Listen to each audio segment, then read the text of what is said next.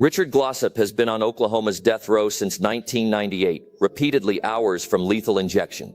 Each scheduled execution unraveled at the last moment. A stay, a disputed drug, a late legal filing, but not because new evidence of innocence emerged. The most devastating fact remains. The only direct evidence tying him to the 1997 murder of motel owner Barry Van Treese is the testimony of Justin Sneed, the man who admitted killing Van Treese, who confessed, and who received a life sentence in exchange for accusing Glossip. On January 7, 1997, Barry Van Treese, 54, was found beaten to death in a room at the Best Budget Inn in Oklahoma City. The fatal blows came from a baseball bat. Justin Sneed, then 19 and employed at the motel as a maintenance worker, confessed to the killing. He'd told investigators he had not acted alone, that Richard Glossip, the motel manager, had hired him to commit the murder because Glossip feared being caught for stealing from the business. Prosecutors accepted Sneed's plea to first-degree murder and removed the death penalty as part of the deal. Sneed received life in prison. His testimony sent Glossip to death row. Glossip faced 2 trials. The first, in 1998, ended in a conviction and a death sentence. That conviction was later overturned on appeal for ineffective counsel, leading to a second trial in 2004 that again produced a conviction and a death sentence. Both trials rested on the same foundation, Sneed's account.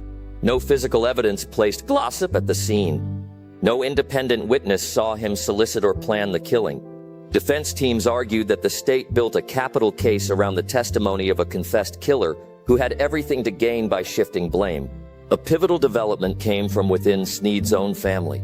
Years after the trials, Sneed's daughter Justine began speaking publicly about conversations with her father, in which he allegedly said Glossip had not asked him to kill Van Treese. She recounted that Sneed told her he acted alone and lied to avoid execution. These statements were not introduced as courtroom testimony. Legal rules and timing constrained their use, but they entered the public record and intensified calls for a thorough reinvestigation. The state, however, declined to reopen the case on that basis. Oklahoma scheduled Glossip's execution several times. In September 2015, he stood hours from death before a stay was granted, because the state had obtained the wrong chemical for its execution protocol. The episode did not occur in isolation. Oklahoma's lethal injection procedures had drawn national scrutiny after a 2014 execution in which the condemned appeared to regain consciousness and later died of a cardiac event nearly an hour after drugs were administered. Questions about drug procurement and protocol became practical reasons to halt an execution that had nothing to do with the case's underlying factual disputes.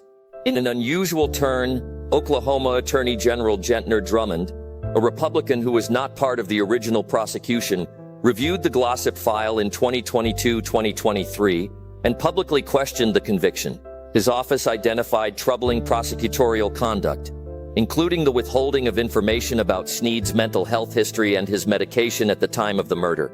Those details, the review argued, could have undermined Sneed's credibility as the state's principal witness. Drummond recommended a new trial and stated the state could no longer be confident in the conviction. The Oklahoma Court of Criminal Appeals rejected that recommendation and upheld the conviction. Glossip's execution remains legally in limbo. For 2 decades, investigators examined the physical evidence from the crime scene. Blood and signs of a violent beating authenticated the murder. But forensic work produced no fingerprints, no DNA, no trace that placed Glossip in the motel room. What prosecutors offered was Sneed's confession and his account implicating Glossip. Sneed's own admission that he wielded the bat, combined with his deal to avoid death by trading testimony, is the architecture of the state's case. Those facts and later questions raised by Sneed's daughter leave the conviction dependent on a single compromise narrative. The Glossip case has rippled beyond one man and one state. It produced Glossip vert. Gross, a 2015 United States Supreme Court decision that addressed the constitutionality of Oklahoma's lethal injection protocol and upheld the method in a 5-4 ruling. The dissents, notably from Justices Breyer and Sotomayor, stand as potent critiques of the death penalty and of the court's willingness to confront its moral and evidentiary limits. High-profile lawyers, bipartisan public figures, and advocacy groups have highlighted the case as emblematic of systemic risks in capital prosecutions that rely on plea bargains and single-witness testimony. Richard Glossip remains on death row, while Justin Sneed serves life in prison. The Oklahoma Attorney General concluded the state could not be confident in the conviction. The appellate court disagreed. For a quarter century, the system has balanced procedural finality against lingering factual doubt.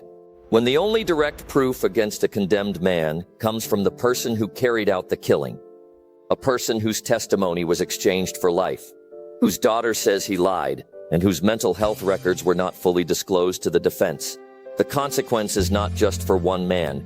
It is a test of the justice system's duty to be certain before ending a life.